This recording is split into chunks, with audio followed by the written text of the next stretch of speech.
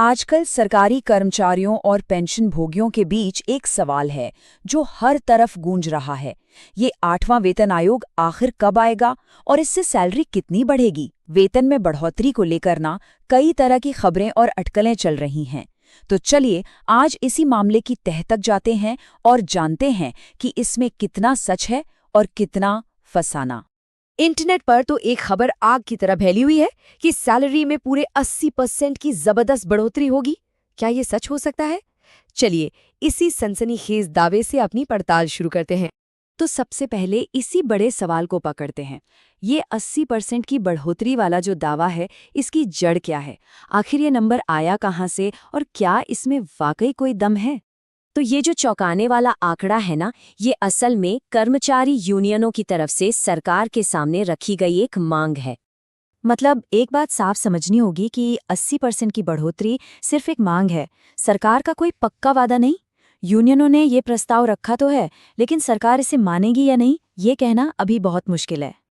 अच्छा, तो अगर 80% की मांग पूरी नहीं होती, तो फिर कितनी, असल में कितनी बढ़ोतरी की उम्मीद की जा सकती है?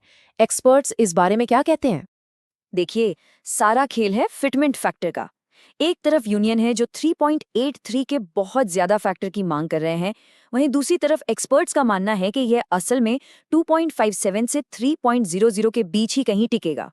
तो अगर एक्सपर्ट्स की माने तो वेतन में औसतन 20% से 35% की बढ़ोतरी हो सकती है। हाँ, ये 80% के दावे से काफी कम है, लेकिन फिर भी ये एक बहुत बड़ी और बहुत जरूरी बढ़ोतरी होगी।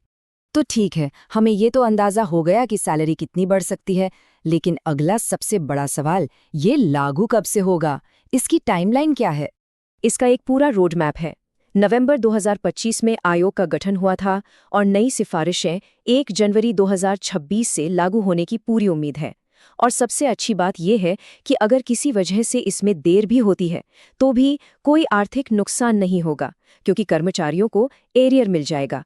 जरा सोचिए, इस एक बड़े बदलाव का असर कितने लोगों की जिंदगी पर पड़ने वाला है।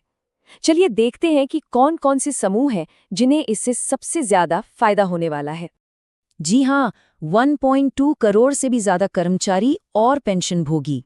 ये कोई छोटा मोटा नंबर नहीं है, ये एक बहुत बड़ी संख्या है जो सीधे तौर पर इस वेतन आयोग से लाभ उठाएगी। और अगर इस संख्या को थोड़ा और तोड़कर देखें, तो इसमें लगभग 50 लाख तो केंद्र सरकार के कर्मचारी हैं, 67 लाख से ज्यादा पेंशन भोगी हैं, और हाँ, हमारे रक्षा कर्मी भी शामिल हैं। और जैसा कि अक्सर होता है, जब केंद्र कोई फैसला लेता है तो राज्य सरकारें भी उसे अपनाती हैं, जिससे इसका दायरा और भी बढ़ जाता है।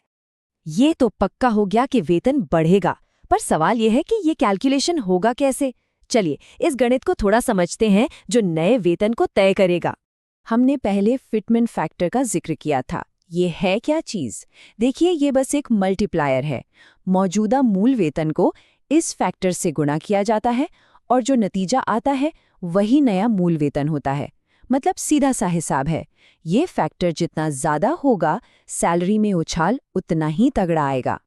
ये प्रक्रिया काम कैसे करेगी? स्टेप 1, जो मौजूदा महंगाई भत्ता यानी डीए है, उसे मूल वेतन में जोड़ दिया जाएगा। स्टेप 2, अब ये जो टोटल रकम बनी, उसे तय किए गए फिटमेंट फैक्टर से गुणा किया जाएगा। और स्टेप 3, बस जो आखिरी नंबर आएगा वही नया बढ़ा हुआ मूल वेतन होगा। और बात सिर्फ मूल वेतन पर ही खत्म नहीं होती। दूसरे भत्ते जैसे कि मकान किराया भत्ता यानी एचआरए, उसमें भी बढ़ोतरी की पूरी उम्मीद है, जो अलग अलग शहरों के हिसाब से अलग अलग होगा। तो लब्बो-लुबाब ये है कि भले ही 80% की बढ़ोतरी एक सपना लगे, एक बात तो एकदम पक्की है, 2026 में कर्मचारियों के वेतन में एक बड़ा और ऐतिहासिक सुधार देखने को मिलेगा। असली आंकड़े चाहे जो भी हों, बदलाव बहुत बड़ा होने वाला है। तो ये तो तय है कि एक बड़ी वेतन वृद्धि होने वाली है, लेकिन यहाँ एक बहुत बड़ा सवाल भी उठता है। जब करोड़ों लोगों के हाथ में एकदम से इतना पैसा आएगा, तो इसका हमारी अर्थव्यवस्था